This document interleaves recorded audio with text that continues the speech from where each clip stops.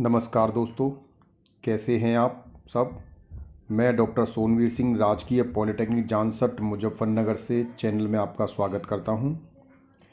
दोस्तों, optical fibre communication विषय के अंतर्गत हम चैप्टर 2 का अध्ययन कर रहे थे, जिसमें पिछले सेशन में हमने रे थियरी ट्रांसमिशन का अध्ययन किया था, जिसमें हमने देखा था कि कैसे लाइट वेव ऑप्टिकल फाइबर के अंदर प्रोपगेट करती है, जिसमें हमने रे थ्योरी ट्रांसमिशन का concept and total internal reflection का अध्ययन किया था और देखा था कि कोई भी वेव जब किसी ऑप्टिकल फाइबर में ट्रेवल करती है तो वो टोटल इंटरनल रिफ्लेक्शन के कॉन्सेप्ट पर आधारित प्रोपगेट करती है। तो दोस्तों, आज के सेशन में हम acceptance angle and numerical aperture का अध्ययन करेंगे ऑप्टिकल फाइबर के लिए। दोस्तों, अगर आपने अभी तक चैनल को सब्सक्राइब नहीं किया तो कृपया चैनल को सब्सक्राइब कर लीजिए और नीचे बने बेल आइकन्स को प्रेस कर दीजिए, जिससे आपको लेटेस्ट अपडेट्स और नोटिफिकेशंस प्राप्त होते रहें। Acceptance angle and optical fibre के लिए अगर हम बात करें तो सबसे पहले हम एक्सेप्टेंस एंगल देखते हैं। What is the acceptance angle. जैसा कि हमें नाम से पता लग रहा है कि एक एंगल की हम बात कर रहे हैं और वो एक ऐसा एंगल है जो एक्सेप्टेबल है। देन तो एक्सेप्टेंस एंगल की अगर हम डेफिनेशन की बात करें, even if the light enters the fibre core it will not be confined if it is travelling at a large angle greater than theta A to the fibre axis.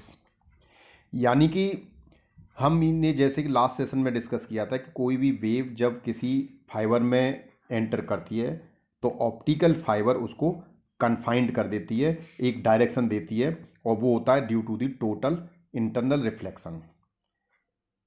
तो हम ये कहना चाह रहे हैं यहाँ पर कि कोई भी वेव जो ऑप्टिकल फाइबर के अंदर एंटर करती है तो इसका मतलब ये नहीं है कि कोई भी वेव जो ऑप्टिकल फाइबर में लाइट वेव एंटर कर रही है वो कन्फाइंड हो जाएगी। अगर कोई वेव एक्सेप्टेंस एंगल से बड़े एंगल पर एंटर करती है तो that will not be confined. यानी किसी भी वेव को ऑप्टिकल फाइबर के अंदर प्रोपगेट करने के लिए उसे एक्सेप्टेंस एंगल पर होना चाहिए। जो एक्सेप्टेंस एंगल है उस एंगल के अंदर अगर वो वेव होगी तो ही वो कन्फाइंड होगी।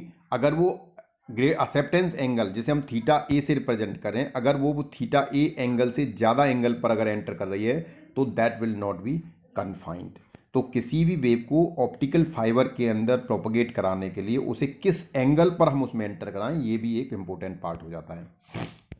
There is a maximum acceptance angle within which incident light rays must strike the fiber so as to be trapped within the core।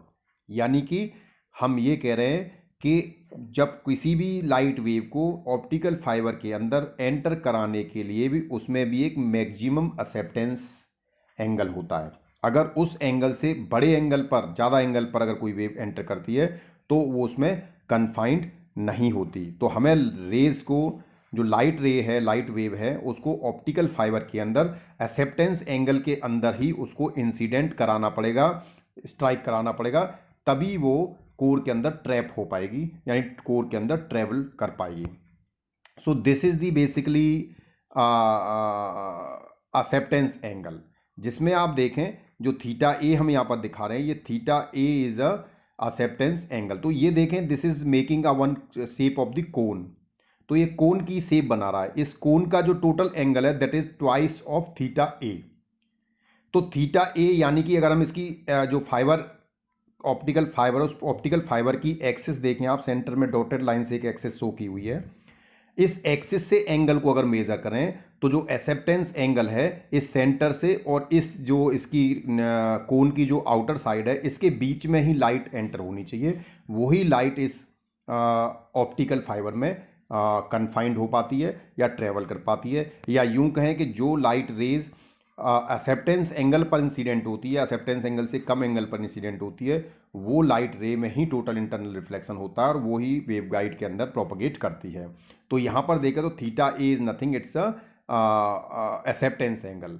और टोटल की बात करें पूरा, अगर इस एक्सिस के दोनों तरफ, तो टोटल कोन का जो आप देखें तो this is a twice of theta A. तो इस रेंज के बीच में it's a maximum acceptance angle.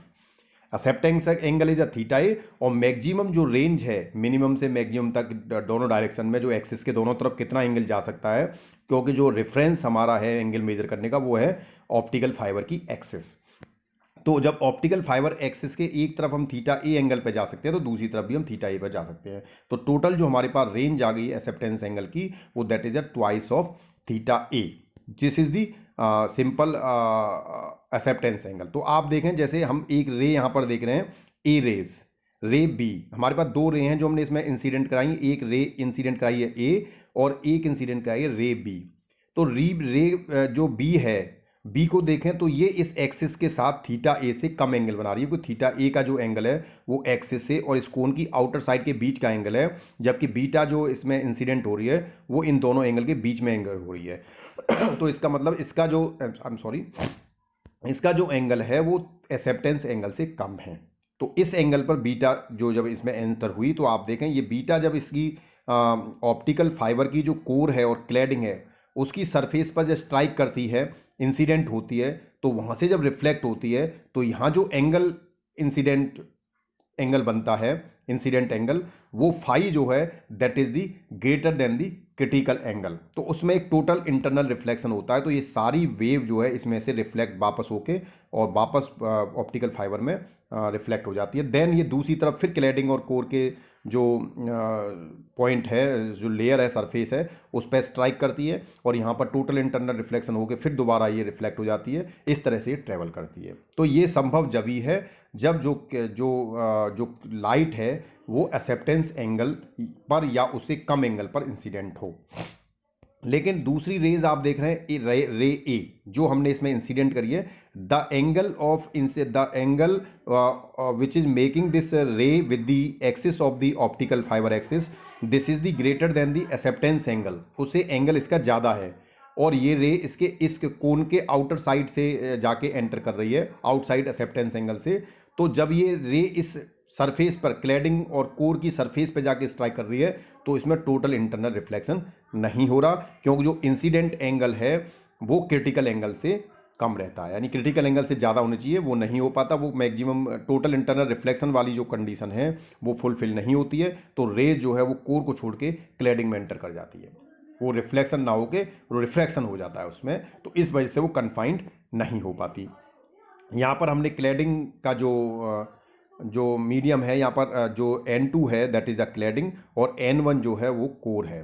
तो कोर का जो रिफ्रैक्टिव इंडेक्स है that is greater than the N2 cladding. ये हमने पहले ही बताया था, ऑप्टिकल फाइबर स्ट्रक्चर को जब हमने अध्ययन किया था तब हमने बताया था कोर का जो रिफ्रैक्टिव इंडेक्स है वो क्लैडिंग से ज़्यादा होता है। तो core is a denser medium और cladding is a rare medium.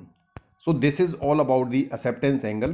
If the incident light falls within a cone of half angle theta A, it will strike the walls of the fiber at an angle greater than the critical angle. हमने ये बताया कि अगर कोई light जो optical fibre में incident हो रही है, अगर वो कोन के हाफ एंगल, कोन का जो टोटल एंगल था उसे हमने ट्वाइस ऑफ थीटा ए कहा था, तो उसका हाफ एंगल हो गया थीटा ए। तो वो थीटा ए एंगल पर अगर इंसिडेंट हो रही है, it will strike the walls of the fibre. तो जब वो फाइबर की सरफेस पर जब स्ट्राइक करेगी फाइबर पर तो वो क्रिटिकल एंगल से ज़्यादा एंगल पर करेगी, जिसकी वजह से उनमें टोटल इंटरनल रिफ्लेक्शन हो जाएगा और लाइट जो है वो ऑप्टिकल फाइबर के अंदर कन्फाइंड हो जाएगी। तो this is all about the acceptance angle. तो आप समझ गए होंगे कि दिस इज वेरी इंपॉर्टेंट कि अगर हमें लाइट रेज को ऑप्टिकल फाइबर के अंदर प्रोपगेट कराना है तो उसमें एक्सेप्टेंस एंगल कोन के हाफ एंगल की रेंज में होना चाहिए। दूसरा जो आता है that is the numerical aperture. Numerical aperture क्या होता है? द न्यूमेरिकल अपार्चर, जिसे हम Na से सिंबल से रिप्रेजेंट करते हैं, of a fibre is defined as the sine of the largest angle an incident ray can have for total internal reflection in the core. तो बेसिकली इस numerical aperture is nothing, it's a largest angle at which the wave is confined into the optical fibre cable, यानी उस तरह वो angle जिस पे के optical fibre के अंदर टोटल इंटरनल रिफ्लेक्शन हो जाए, उसकी साइन है the sine of the largest angle, उस एंगल का साइन वैल्यू है। तो ये देखें आप यहाँ पर, जैसे हमने यहाँ पर एक वेव, यहाँ पर ये हमने एक ऑप्टिकल फाइबर दिखाया जिसमें ऑप्टिकल फाइबर में कोर का जो रिफ्लेक्टिव इंडेक्स है वो N1 है और क्लैडिंग का N2 है। तो N1 is greater than N2, यानी N1 जो है डेंसर मीडियम है जिसे सघन माध्यम कहते हैं, और N2 जो है वो रेयर मीडियम है जिसे विरल माध्यम बोलते हैं। कोई भी रेज जो इस एंगल पर इंसिडेंट हो रही है, मान लो suppose it is incident at θ1 angle और एंगल ऑफ इंसिडेंट हो गया, तो एंगल ऑफ रिफ्रैक्शन जो इस सरफेस से दूसरी तरफ जो एंगल आ रहा है दैट इज अ θ2। तो यहां पर जो एंगल जो रिफ्लेक्ट हो रहा है that is making a critical angle, से ज्यादा देन θc पर एंगल पर जा रही है, तो टोटल इंटरनल रिफ्लेक्शन हो रहा है इसमें। तो ये जो है रे जो है जो हम इंसिडेंट करा रहे हैं, इस रे से इसमें अगर ऑप्टिकल फाइबर केबल में टोटल इंटरनल रिफ्लेक्शन हो रहा है तो जो थीटा एंगल पे आप इंसिडेंट करा रहे हैं उसकी साइन वैल्यू जो ले लेंगे that will give you the numerical aperture. So the numerical aperture is the measure of the ability of an optical fiber to collect or confine the incident light ray inside it. तो numerical aperture basically एक it's a measure to for the ability of the optical fiber. Optical fibre की ability को बताता है किसी भी light wave को accept करने की, उसको कितना वो कन्फाइंड कर पाती है। It's a measure of ability for the optical fibre to collect और कन्फाइन द इंसिडेंट लाइट। जो लाइट उस पर इंसिडेंट हो रही है उसको कैसे कलेक्ट कर रहा हो, कैसे कन्फाइन कर रहा है, ये डिपेंड करता है उसके न्यूमेरिकल अपार्चर पर। It is among the most basic property of the optical fibre. तो न्यूमेरिकल अपार्चर जो है किसी भी ऑप्टिकल फाइबर के लिए उसकी बेसिक प्रॉपर्टी होती है, क्योंकि इसके द्वारा हम उस ऑप्टिकल फाइबर की एबिलिटी का पता लगाते हैं। उसकी एक तरह से it's a measuring standard, excuse me, यानी कि किसी भी ऑप्टिकल फाइबर में उसकी एबिलिटी कैसी है किसी लाइट वेव को एक्सेप्ट करने की और उसे कन्फाइंड करने की, it will decided by the numerical aperture. तो according to the Snell law हम देखें तो क्या है, n naught sine θ1 is equal to n1 sine theta. तो स्नेल लॉ हम ऑलरेडी पढ़ चुके हैं, n1 sine θ1 is equal to n2 sine θ2। तो वही टर्म है यहाँ पर, बस हमने एंगल और जो रिफ्लेक्टिव इंडेक्स है वो चेंज कर दिए यहाँ पर। तो यहाँ पर साइन θ1 वो एंगल था जिसमें एंगल ऑफ इंसिडेंट था और θ2 is a angle of refraction. ठीक है, तो from figure triangle A B C we know that phi is equal to 90 minus θ2। अगर हम पीछे जो फिगर था उसमें देखें तो उसमें फाई की वैल्यू जो आप निकालोगे वो 90 माइनस θ2 निकलेगी। Here phi is a greater than the critical angle. तो फाई क्या है, वो क्रिटिकल एंगल से बड़ा एंगल है, उसकी वैल्यू को हम कैसे निकालेंगे, 90 माइनस θ2 ये निकाल लेंगे एट कोर क्लैडिंग के इंटरफेस पर। तो जो फाइव जो आप पीछे देखें जो इसमें जो आ रहा था यहाँ पर कोर और क्लैडिंग के इंटरफेस पर जो एंगल था सरफेस पर यहाँ पर दैट इज अ फाई, जहाँ पर ये इंसिडेंट हो रहा है, ये एक तरह से इस पर जो रे एंटर कर रही है। तो ये जब क्रिटिकल एंगल से ज़्यादा एंगल पर होती है तो उसे हम बोलते हैं greater than the critical angle. तो ये n naught sine θ1 n one sine θ2, तो यहाँ पर फाई की जो वैल्यू 90 डिग्री माइनस θ2। तो n naught sine θ1 is equal to n one sine 90 minus five, यानी साइन θ2 की जो वैल्यू हमने 90 माइनस फाइव पुट कर दिया यहाँ पर, यानी यहाँ से इस five is equal to 90 minus θ2 से θ2 की वैल्यू निकालेंगे तो that will equal to 90 minus five. तो यहाँ हो गया n naught sine θ1 equal to n one cos five, sine 90 minus theta equal to cos theta होता है, तो यहाँ पर कॉस फाइव आ गया। देन आगे देखें तो एन नॉट साइन θ1 की वैल्यू n1 अंडर रूट में 1 माइनस साइन स्क्वायर थीटा, क्योंकि sine square theta plus cos square theta equal to 1, तो इससे हमने जो वैल्यू है वो कॉस स्क्वायर थीटा की वो आ गई 1 माइनस साइन स्क्वायर थीटा, और कॉस थीटा की वैल्यू आई अंडर रूट में 1 minus sine square theta.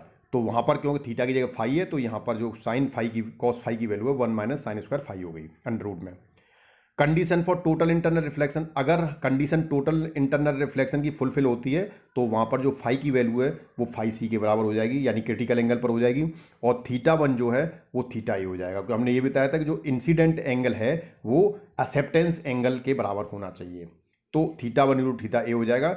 And sine phi सी की जो वैल्यू है वो that to n2 upon n1, ये पीछे हम पिछले सेशन में हम इसको कैलकुलेट कर चुके हैं साइन फाई सी, यानी क्रिटिकल एंगल जो निकालने का वैल्यू कि how will get the critical angle. किसी फाइबर के अंदर अगर हमें ये देखना है कि टोटल इंटरनल रिफ्लेक्शन कराना, तो हमने ये कहा था कि उस टोटल इंटरनल रिफ्लेक्शन के लिए क्रिटिकल एंगल की जो वैल्यू है वो सॉरी जो इंसिडेंट एंगल है वो क्रिटिकल एंगल से ज़्यादा होना चाहिए। तो हमने ये देखा था कि अगर हमें ये कैसे पता लगेगा कि क्रिटिकल एंगल क्या है, तभी तो हम उससे ज़्यादा वैल्यू रख पाएंगे इंसिडेंट एंगल की।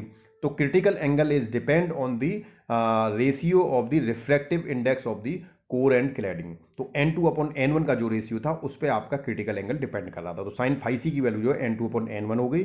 तो हमने यहाँ पर इन वैल्यू को पुट कर दिया यानी इस इक्वेशन में।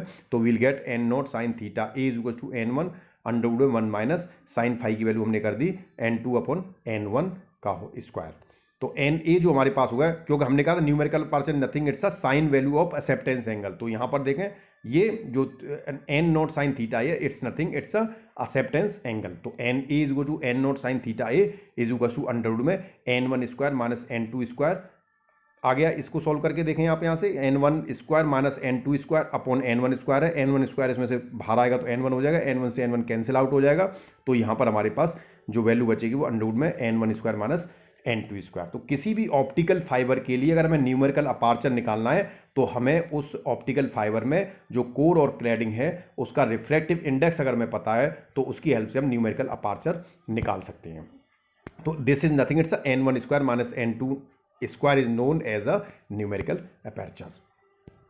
सो this acceptance angle theta a अगर हम देखें तो वो कितना होगा, that is equal to sine inverse theta A is equal to sine theta की वैल्यू हमने निकाली थी। तो theta A is equal to क्योंकि sine inverse N1 square minus N2 square upon N0। ये भी एक रिलेशन हो जाएगा एक्सेप्टेंस एंगल के लिए, यानी कि अगर हमें रिफ्रैक्टिव इंडेक्स पता है N0 पता है तो हम उसमें भी थीटा ए एक्सेप्टेंस एंगल निकाल सकते हैं कितना हुआ। N A can be represented in terms of relative refractive index difference delta. तो हम रिलेटिव रिफ्रैक्टिव इंडेक्स डेल्टा के टर्म्स में भी एन ए को रिप्रेजेंट कर सकते हैं। कैसे करेंगे, क्योंकि हम जानते हैं डेल्टा ए जो रिलेटिव रिफ्रैक्टिव इंडेक्स डिफरेंस है जो हम पीछे भी कैलकुलेट किए थे सेशन में, that delta is equal to N1 square minus N2 square upon 2N1 square. तो यहां से हम देखेंगे तो हमारे पास आए N1 minus N2 upon N1।